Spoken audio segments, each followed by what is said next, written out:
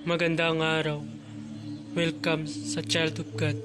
Ngayon, ibahagi ko sa inyo ang aking kalaman sa karunungang lihim. Narito para mawasak ang bisa ng lahat ng agimat ng isang taong masama.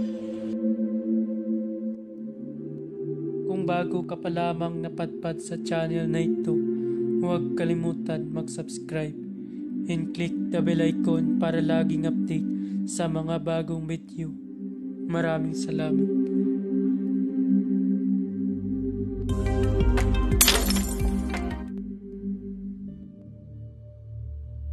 Pamilin, mahalin at pagkanyatan ang bawat ibinabahagi ko sa YouTube channel na ito. Ang kapangyarihan na kapaloob dito ay lubhang may waga. Gamitin lamang sa kabutihan at pagganap ng kalooban ng Diyos. Maginhawaran at laging isa puso't isip ang 7 layunin ng Diyos. Isabuhay ang 4 na simulain, makadiyos, makabayan, at makatao, makakalikasan.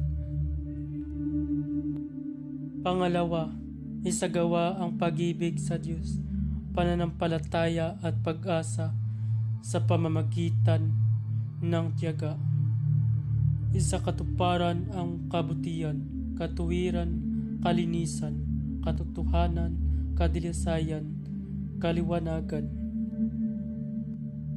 at kababaan ng kalooban.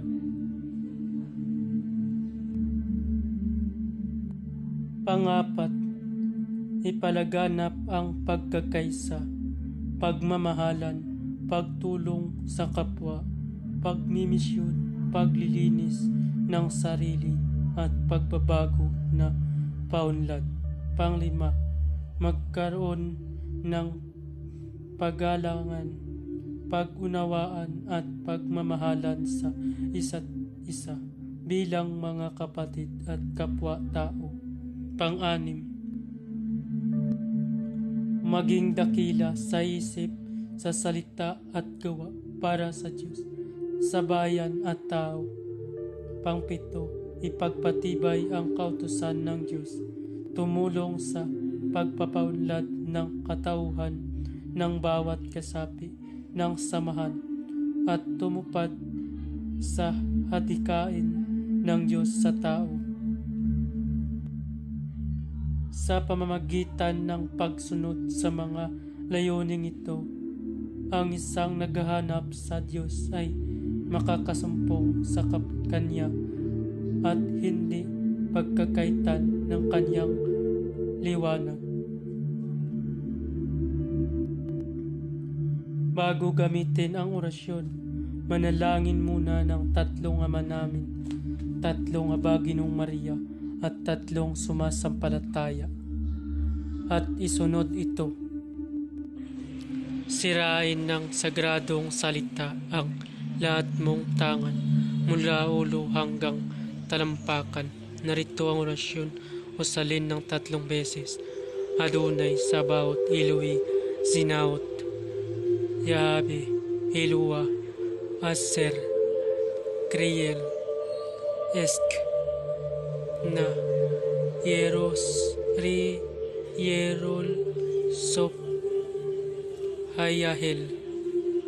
Adonai, Sabaoth, Eloi, Zinaot, Yahweh, Elua, Aser, Kriel, Esk, na, Yerol, Sop, Hayahel. Usalin yan ng 3 beses.